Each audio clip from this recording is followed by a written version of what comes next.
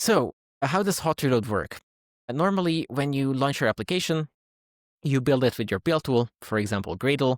It starts the Java runtime, and then it loads your application's code into that runtime so that the main function can be executed and your window appears and your application is rendered. This start of the Java runtime is the first thing that we intercept and customize because we want to make sure that the runtime that you're using is the JetBrains runtime. This is a special fork of OpenJDK, and we're using it because it has features that allow us to implement hot reload in it. The way that we can ensure that Gradle can use this Java runtime to launch your app is exactly by that resolver convention. So if you're not using a JetBrains runtime JDK yet, then this convention that we set up in the Gradle project can automatically download it and use it when you launch your app with Compose Hot Reload. So as I mentioned, we're using this runtime because it allows us to use something called DCEVM, and that's going to be the special technology that allows us to redefine classes at runtime as you make code changes and migrate your code from the old version to the new one.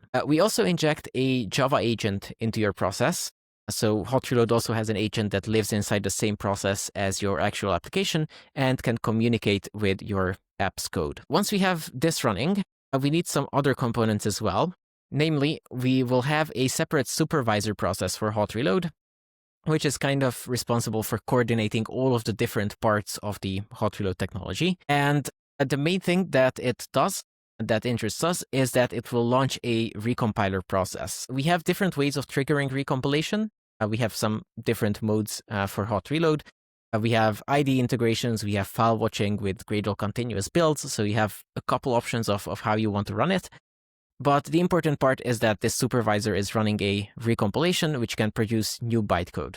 And whenever recompilation happens and that new bytecode is passed back to the supervisor, it will pass it on to the agent and the actual reload will happen. So first we'll invoke DCVM, which will take the all the classes in memory from the old version to the new version. Then we'll do some diffing and figure out which parts of your code you have actually changed, because we need to figure out which parts of your UI were affected by the changes so that we can tell Compose to rerun those composable functions so that the changes are not just loaded into the runtime, but also shown to you visually. So we need to rerun some composables, basically invalidate some of your UI. And once we do this diffing, that's what we do. So we talk to the Compose runtime that's inside your application's runtime.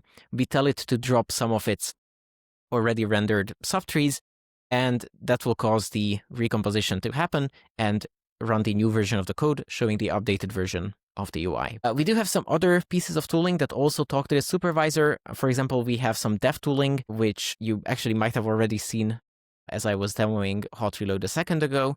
And we have some ID integrations, which again also communicate with the supervisor.